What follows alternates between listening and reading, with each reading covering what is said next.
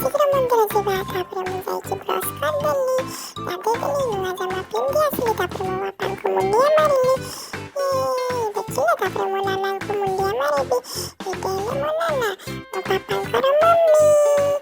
ତାପରେ ମୁଁ ଗଲି ମୋ ମମ୍ମିଙ୍କ ମମ୍ମିକୁ ପାଖକୁ ଯାଇକି ମୁଣ୍ଡିଆ ମାରିଲି, ହେଲେ ମୋ ଭାଇ।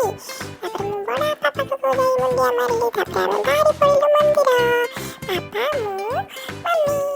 ଆମେ ଏଇଟା ରାସ୍ତାରେ ଯାଉଛୁ, ଦେଖ ମୋ ବାପା କେତେ ସ୍ପିଡରେ ଚଲାଉଛନ୍ତି ଗାଡ଼ି। ବାପା ଏତେ ସ୍ପିଡ ଚଲାଅନା, ଚଲାଅନା, ଚଲାଅନା।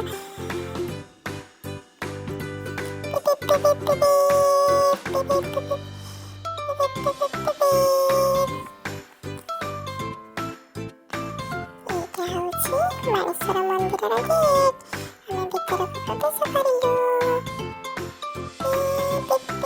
ଅଳ୍ପ ସମୟ ପରେ ଆମେ ପହଞ୍ଚିଯିବୁ। ଏଇଠୁ କିଛି ମାତ୍ର 2 ମିନିଟର ରାସ୍ତା।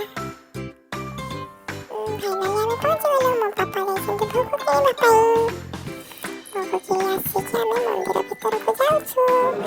ମୁଁ ମୁଣ୍ଡିଆଟେ ମାରିଲି, ତାପରେ ବୃଷଭଙ୍କୁ କିଛି କହିଲି। ମୋ ବାପା ମୋତେ ମୋ ହାତ ପାଉନି, ମୋ ଛୋଟ ଛୁଆଟା। ଘଣ୍ଟି ବଜେଇଦେଲେ, ମୋ ବାପା ଟେକିଦେଲେ। ତାପରେ ନନା ଆମର ପୂଜା କରିଦେଲେ।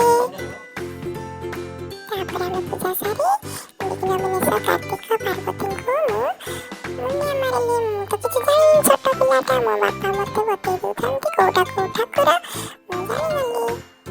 ତାପରେ ଆସିଲୁ, ନନାଙ୍କୁ ଦକ୍ଷିଣା ଦେଇ ମୁଁ ତାଙ୍କ ଆଶୀର୍ବାଦ ନେଲି। ତାପରେ ଆସିଲି, ବାହାରେ ବସିଥିବା କିଛି ଗରିବଙ୍କୁ ସାହାଯ୍ୟ କଲି। ମୁଁ ବଡ଼ ହେଲେ ମୁଁ ତ ଗରିବ, ମୁଁ କ'ଣଟା ଦେବି? ମୋ ଛୋଟ ପିଲାଟା ବଡ଼ ହେଲେ, ବଡ଼ ଚାକିରି କଲେ, ବେଶୀ ପଇସା ମିଳିଲେ ମୁଁ ଆହୁରି ସାହାଯ୍ୟ କରିବି।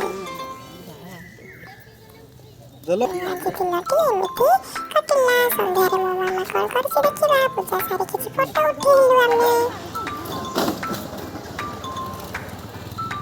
ଏଇଟା ମୁଁ, ଏଇଟା ବି ମୁଁ, ଏଇଟା ବି ମୁଁ।